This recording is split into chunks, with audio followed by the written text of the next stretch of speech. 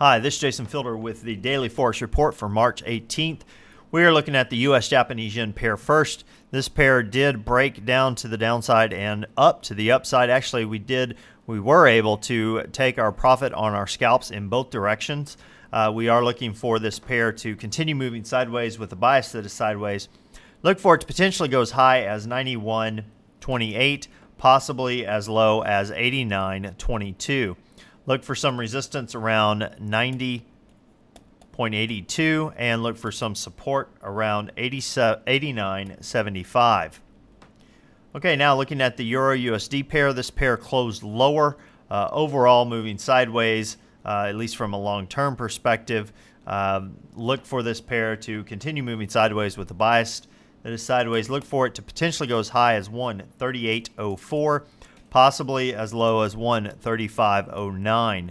Look for some resistance around 136.56 and look for some support around 135.50. Now, looking at the pound US dollar pair, this particular pair closed down today. It did form an inside bar, so look for a breakout. We are looking for this pair to continue moving sideways with a bias that is sideways. Look for it to potentially go as high as 154.06. Possibly as low as 151.20. Look for some resistance around 153.85 and look for some support around 151.37. Let's take a look at the US Swiss. This pair moved much higher, did pull back prior to the close, still closed up. Overall moving sideways, biased to the downside.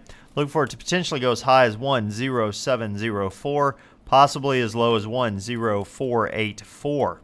Look for some resistance around 10650 and look for some support around 10505.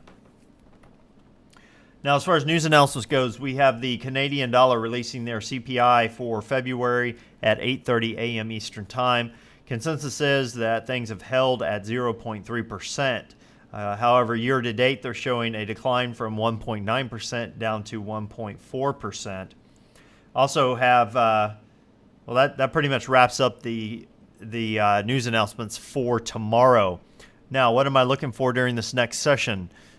This particular pair, the US Swiss, has created a swing trade setup over the past 3 sessions. It could potentially be broken if the market moves up to this point. If it does, we have some key areas of previous support that would now be resistance. Basically, looking this particular trade, you'd look to get roughly about 25 pips, and you could continue up. If it did continue up, you'd basically look to hit the 1.0730 mark, potentially to the upside.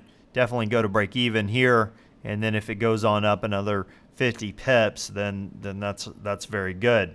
Now, if you look at the pound US dollar pair, we have an inside bar that's been created. Look for a breakout to the downside. If we get that breakout to the downside, let's take a look at where we potentially could go.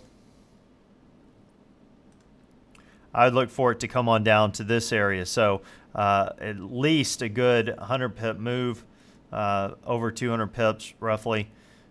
Definitely keep an eye on some of these support and resistance areas on the way down, but definitely look for a short at that point. Going to the upside changes it a little bit.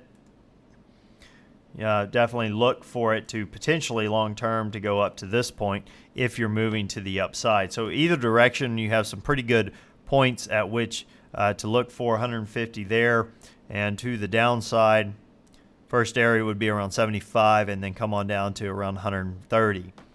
Well, that pretty much wraps us up for today. Until next time, this is Jason Fielder. Good trading.